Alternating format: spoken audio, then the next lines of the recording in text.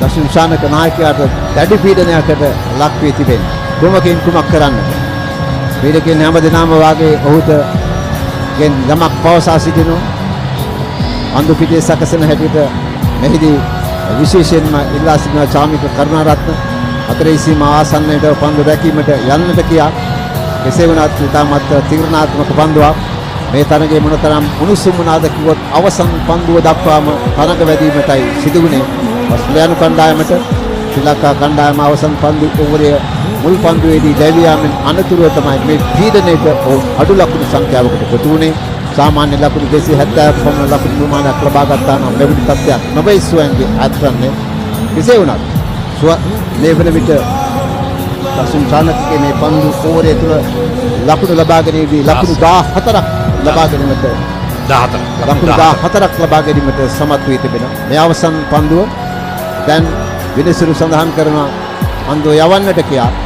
කෙසේ වුණත් දැන් සියල්ල සූදානම්ෙන් පන්දුවේ පැහැය ඇති කරන ආකාරය අපට දකින්න ලැබෙන මේ මොහොතේදී පන්දුව සාමික විශ්වාසනීය භාවයකින් ඔහු පන්දුව යොමු කරන තම නායකයාට යලි පන්දු පිටියේ සකස් කරනවා. ක්‍රීඩාලෝලී නරඹන්නන් 20000ක් විපේක්ෂක සංඛ්‍යාව net අයාගෙන බලා සිටිනවා. කුමකින් කුමක් වෙයිද? අවසන් පන්දුව ඉතාමත්ම තීරණාත්මකයි.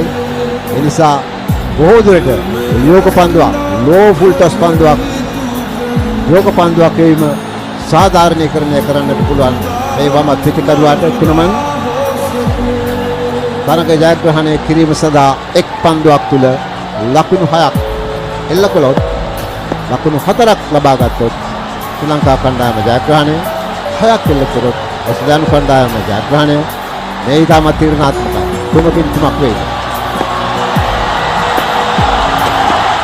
පන්දුව යමු වෙනවා. උඩ පන්දුවක් ඇදෙයි පන්දුව වෙතට පැමිණෙනවා. රැක ගන්නවා. මේ අවස්ථාවේදී සියලුම ක්‍රීඩකයන් බවා ගැනීමට සමත් වෙනවා.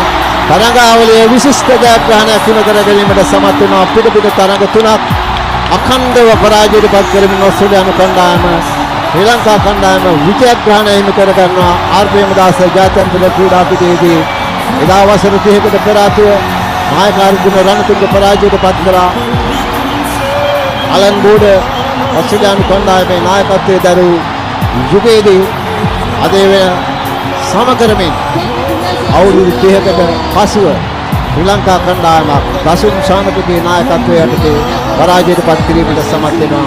ඉතාමත්ම සුවිශේෂී සිදුවීමක් ඇටියට ශ්‍රී ලංකා කණ්ඩායම මේ අන්දමින් පරාජයට පත් කිරීම පැහැදිලිව අපිට කතා කරන්නට පිළිවන් වෙනවා.